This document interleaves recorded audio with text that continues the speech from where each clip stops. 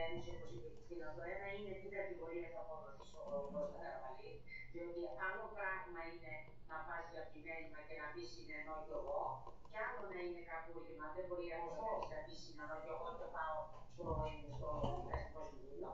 Το δεύτερο είναι η παραγραφή, διότι υπάρχουν, όπως ο Ευάγγελος Βενιζέλος που δημόσια έχει πει, παιδιά, μέχρι τον Οκτώβρη, αν δεν έχετε παραπέμψει, πάει το Καραμανλής παρεγράφει.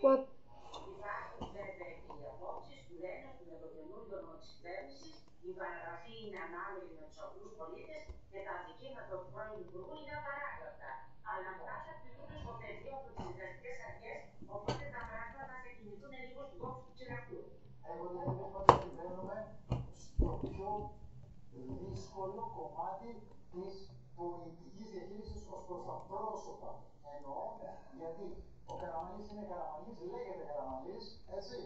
Όλοι ξέρουμε, όλοι έχουμε παρακολουθήσει. Και με διευθύνεται οτιδήποτε, και το καλό και το κακό. Και τώρα είναι μια στιγμή που φαντάζομαι ότι η κυβέρνηση θα είναι πολύ δύσκολο να κάνει κάτι διαφορετικό από αυτό που έκανε και το Τριαντόπουλο. Και δηλώνεται το κ. Μένα, εξαιρετικό του ΕΣΟΜΕΓΑ, ότι δεν έχει την πρόθεση να το κάνει. Άρα είναι μονόδρομο. Είναι μονόδρομο. Είναι μονόδρομο. Λοιπόν, ευχαριστώ πάρα πολύ και την Κριστίνα, ευχαριστώ πάρα πολύ την Ιωάννα και την Ιωάννα και την Κριστίνα και θα έχουμε και από εδώ πέρα. Ο καθένας μας αντιλαμβάνεται να δούμε και την περιέχει την φωτογραφία. Πολύ βασικό για το κατηγορητήριο, αλλά μπαίνουμε σε φάση άλλων πια εξελίξεων σε αυτό το ζήτημα. What? Το 83-406 και 4 ακόμα ποια περιοχή. Πέρα από το ποτάμι. Ποιος πια.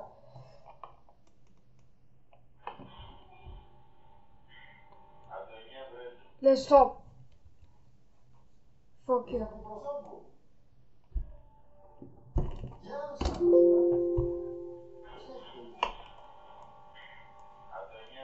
Article 4. No, I usually leave out so good. Wait. Obviously, what I hear that.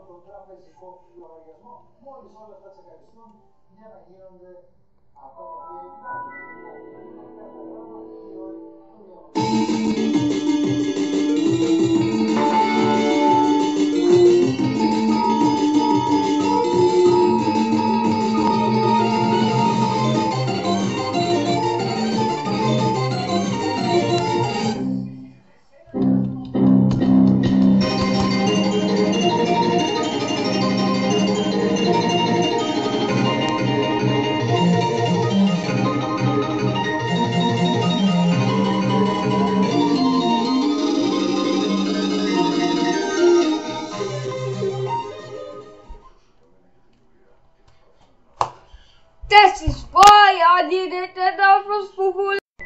After if you're up at chill videos. Doesn't.